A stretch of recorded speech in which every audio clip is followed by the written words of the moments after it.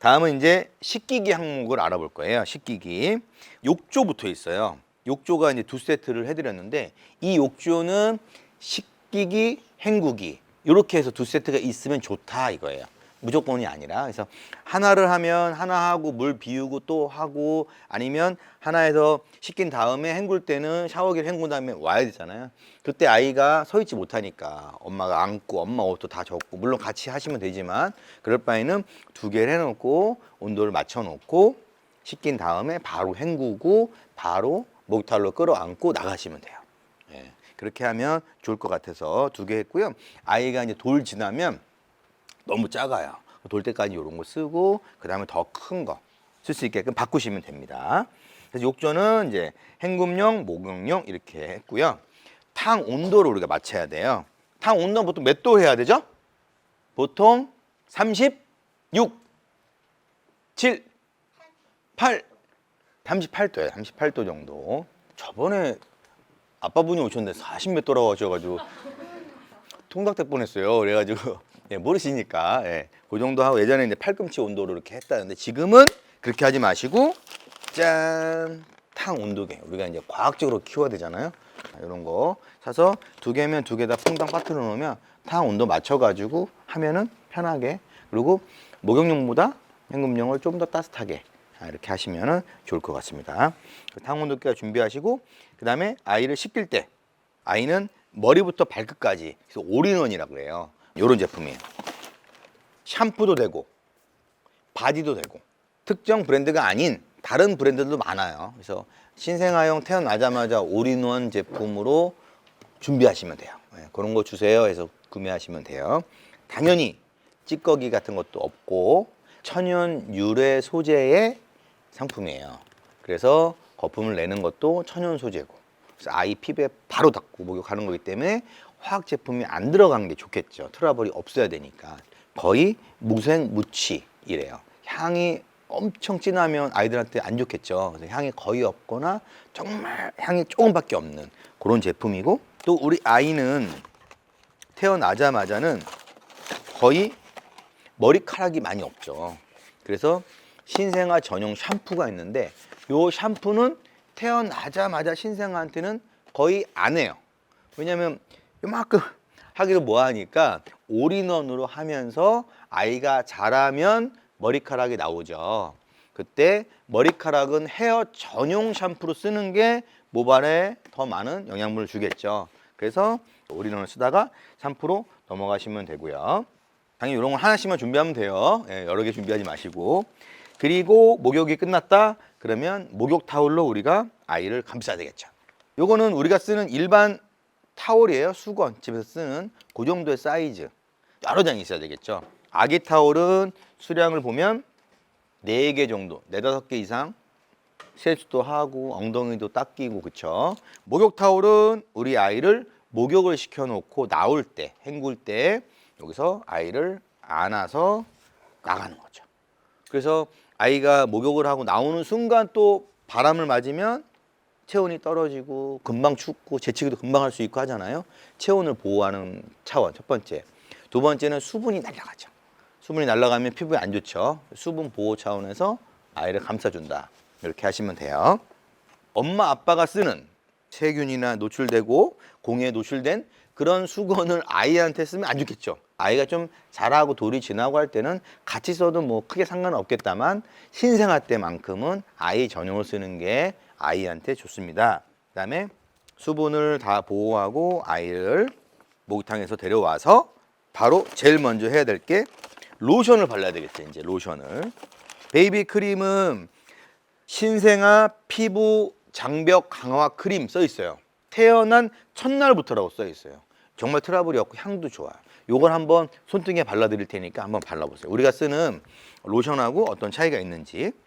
네, 지금 날씨가 찬바람이 불어가지고 각질이 있을 수 있으니까 네, 되게 부드러워요. 수분이 많고 되게 촉촉해요.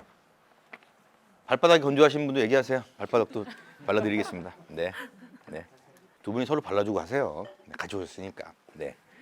손도 잡아주시면 싫어요? 네. 너무 고개를 흔드시는데. 네. 어때요? 향이 너무 진하지도 않고 부드럽고 괜찮죠.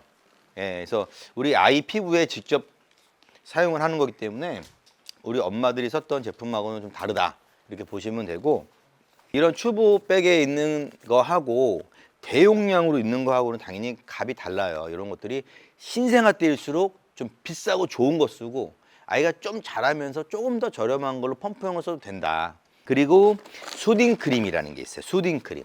방금 로션처럼 이렇게 광범위하게 온몸에 바르는 게 아니라 국지적으로 바르는 거예요. 예를 들면 오늘 외출을 했는데 얼굴에 아니면 등에, 팔에 좀 자외선 노출이 많았어, 햇빛 노출이 많아서 좀 따가워, 아니면 몸에 트러블이 생겼어, 좀 일어났어 하는 부분에 국지적으로 바르는 거죠. 그렇기 때문에 이런 크림처럼 대용량이 아니고 작게 나와요. 수딩은 말 그대로 진정 크림이에요. 진정, 피부 진정 보호 크림, 민감한 피부. 그렇게 해서 수딩 크림도 하나 갖고 있으면 좋습니다. 그리고 기저귀 발진 크림. 이 기저귀 발진 크림은 피부를 완벽하게 보호해주는 느낌이 들어요. 거의 코팅이 되는 거죠. 그렇기 때문에 엉덩이에 주로 많이 바르죠. 엉덩이 많이 바르고 목이나 또 아이에 따라서 뭐 귀 주변이나 이런 데 트고 갈라지고 뭐 그러면 피가 날 수도 있기 때문에, 그러면 당연히 병원을 가야 되는데 그 이전에 예방할 수 있어요. 얼마든지 잘 씻기고 잘 말리고 이런 크림을 통해서 하면 돼요. 요것도 한번 발라볼게요. 요거는 체인지 인텐시브라고 피부 코팅을 시켜주는데, 방금 발랐던 로션하고는 완전히 달라요. 이쪽부터 해드릴게요. 트러블이 있을 때 발진이 더 진행되기 전에 어때요? 다르죠? 일반 크림하고 좀 다르죠? 바르자마자 바로 코팅이 되죠. 엄청 되죠. 이런 발진 크림이 꼭 필요하고요. 그 다음에 우리 유아용 섬유 유연제, 일반 세제, 찌꺼기가 없고 천연 유래 소재에 나온 거고, 엄마 아빠가 쓰는 제품이 아닌 아이 거 전용으로 쓰시면 돼요. 이것도 브랜드들이 많이 있으니까 다양한 브랜드에서 선택을 하시면 되고요. 그 다음에 살균 세정제는 우리가 아이가 쓰고 만지는 거에서 살균할 수 있게끔 하고 소독기를 통해 가지고 써도 되고, 소독기에 못 들어가는 큰 제품들은 살균제를 통해 가지고 뿌려서 중간중간에 살균을 해주면 좋을 것 같고요. 세탁망이에요. 크기별로 있어요. 아이 옷은 작고 되게 약해요. 그래서 잘 터질 수가 있고, 그다음에 섞이면 안 좋으니 이렇게 망을 통해 가지고 아이 거 전용으로 세탁을 하면 좋고요.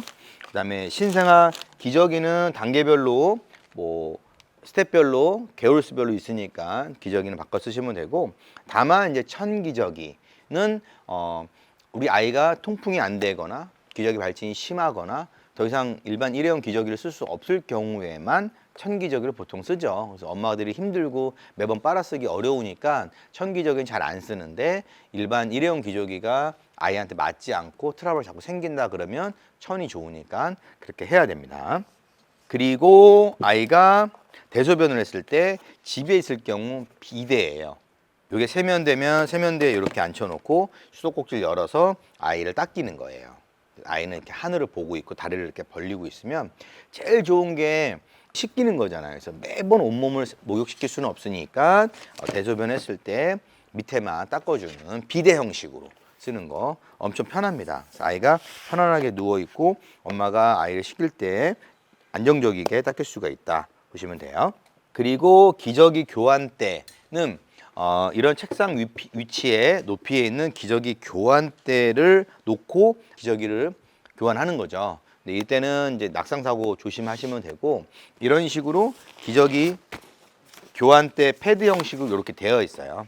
그래서 아이가 좌우에 떨어지지 않게끔 되어 있고, 여기에 안전 벨트 형식으로 이렇게 해서 아이가 순간 뒤집길에서 떨어지거나 그런 걸 방지하죠. 그래서 이런 식으로 꼭 필요하진 않지만 있으면 좋다. 체크리스트에 보시면 되고요.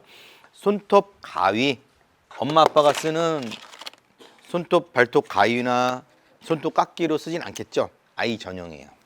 조그맣죠. 네, 이런 거. 그다음에 이렇게 해서 깎는 거 있어요. 그래서 아이 전용으로 손톱 깎기가 필요하다 보시면 되고요. 구강 티슈, 우리 아이가 외출을 해요. 잠을 자요. 양치를 잘 못 시켜요. 어려서. 이런 식으로 얼마나 잘 나와요. 이렇게 기저귀 가방에 갖고 다니면서 하나씩 쓰면 돼요. 그래서 구강 티슈를 쓰고 100% 유기농 순면 얼마나 좋겠어요, 그죠? 그래서 아이를 좀 더 건강하게 구강 관리를 하기 위해서는 구강 티슈가 필요하다 보시면 되고요. 물티슈야 뭐 항상 박스로 집에다가 재넣어서 쓰시면 되고요. 그 다음에 콧물 흡입기. 아이가 아프면 코가 꽉 막혀요. 그럼 병원 가면 코부터 뚫어주거든요. 근데 집에서 뚫어주면 머리가 띵 하거나 뭐 열이 안 내려갈 때 이렇게 해주면 도움이 많이 될 거예요. 그래서 콧물 흡입기 자동도 있고 뭐 수동도 있고 그래요. 그런 거 준비하시면 되고, 요거는 이제 면봉인데 신생아 전용 면봉은 되게 작아요. 아이들 콧구멍, 뭐 귀 이런 데가 크지가 않잖아요. 그래서 어른들이 쓰는 걸로 하면 안 들어가요. 그래서 작은 걸로 하고, 그다음에 국지적으로 뭐 연고를 바른다든지 할 때 손으로 바르는 것보다 나니까 신생아 전용 면봉을 준비해서 사용하시면 됩니다. 여기까지 식기기에 대해서 알아봤습니다. 네.